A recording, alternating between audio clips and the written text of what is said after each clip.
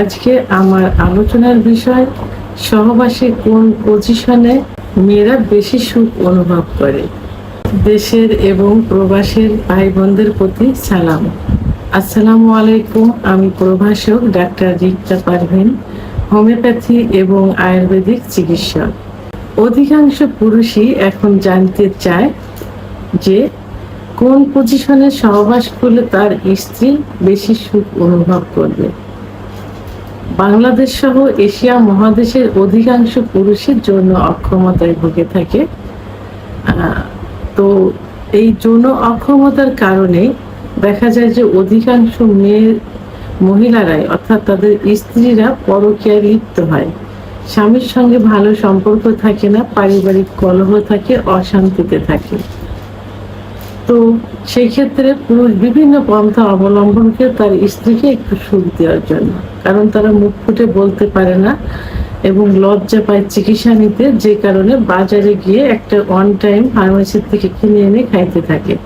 একটা সময় অন টাইমে কিন্তু কাজ করতে পারে না, অর্থাৎ কাজ করে না। আবার দেখা যায় কিছু হালুয়া এই জাতীয় কিছু চিকিৎসা নেয়, বিকল্প ধারার কিছু চিকিৎসা নেয়, যে চিকিৎসাতে যে কয়দিন ওষুধ খায় সে কয়দিন ভালো থাকে, ওষুধ শেষ হয়ে গেলে আবার আগের মতো হয়ে যায়। এমন হয়ে থাকে যে আগের থেকে বেশি খারাপ হয়ে যায়। তখন তারা এবং স্ত্রী তখন তাদের মানে অবাধ্য হয়ে যায়, তাদের সাধ্যের ভিতরে থাকে না, আয়ত্তে থাকে না। তখন সেই স্ত্রীকে ম্যানেজ করার জন্য তারা ওষুধের পাশাপাশি বিভিন্ন ওয়ে খুঁজতে থাকে কিভাবে স্ত্রীকে একটু সুখ দেওয়া যাবে। তো এই ওয়েতে এই সূত্র ধরে তারা জানতে চায় যে কোন পজিশনে সহবাস করে তার স্ত্রী একটু বেশি সুখ পাবে।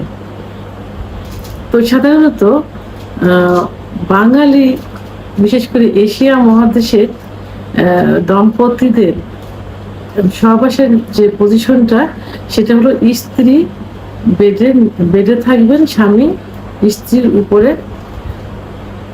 থেকে সহবাস করবেন, এটাই কিন্তু বেশি প্রচলিত।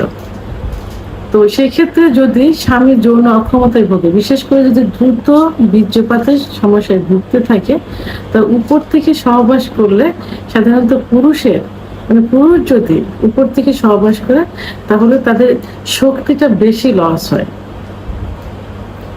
এবং যদি মোটা থাকে, যারা বেশি মোটা থাকে তারা অনেক সময় হাঁপিয়ে যায়। আর মোটা থাকলে কি হয়, তাদের লিঙ্গ আকৃতিটা কিন্তু ছোট হতে থাকে, ছোট হয়ে যায়।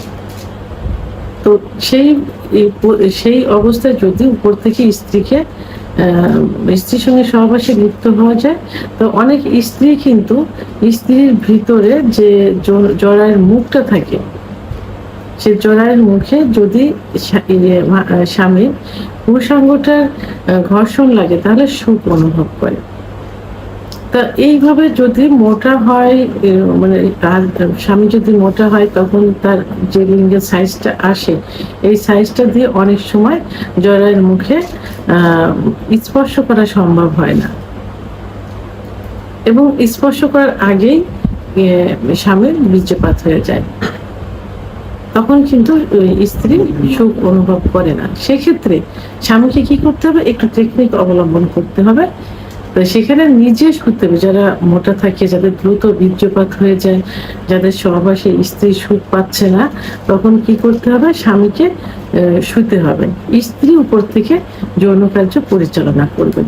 এতে কি হবে, তাদের কাঙ্ক্ষিত যে চাওয়াটা থাকে, অর্থাৎ যে জরায়ের মুখে স্বামীর পুরুষাঙ্গটা স্পর্শ লাগবে, এটা কিন্তু খুব ইজি ভাবে তারা নিজের আয়ত্তে এনে সেই স্পর্শটা কিন্তু তারা করাতে পারে, কারণ তখন যৌন কার্য তার আয়ত্তে থাকে, তারা ইচ্ছা মতো এটা ব্যবহার করতে পারে।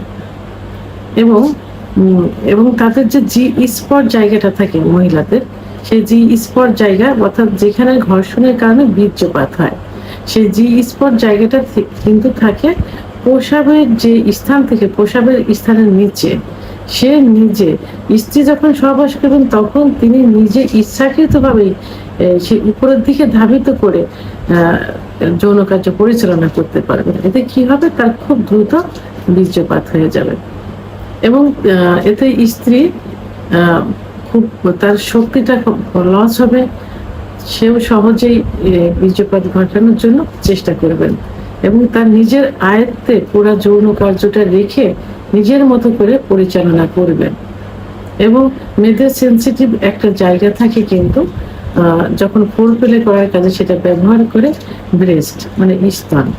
তো যখন উপর থেকে সহবাসে লিপ্ত হবেন তখন স্তনটা তার হাজবেন্ডের দ্বারা খুব সহজেই স্পর্শ করাতে পারবেন, এটাতে তিনি আরো বেশি সুখ অনুভব করতে পারবেন। তো এই জন্য মেয়েরা এই পজিশন অর্থাৎ স্বামী নিচে থাকবেন, তিনি উপর থেকে যৌন কার্য পরিচালনা করবেন নিজের আয়ত্তে রেখে, টোটাল সুখটা তিনি অনুভব করতে পারবেন। আর এই পজিশনটাই তার কাছে সবচেয়ে সুখের মনে হয়। তো ভিডিওটি সম্পর্কে যদি কোনো মতামত থেকে থাকে অবশ্যই কমেন্টসের মাধ্যমে জানাবেন। আর ভিডিওটি ভালো লাগলে লাইক, কমেন্ট, সাবস্ক্রাইব করে আমার সঙ্গে থাকুন। আল্লাহ হাফেজ।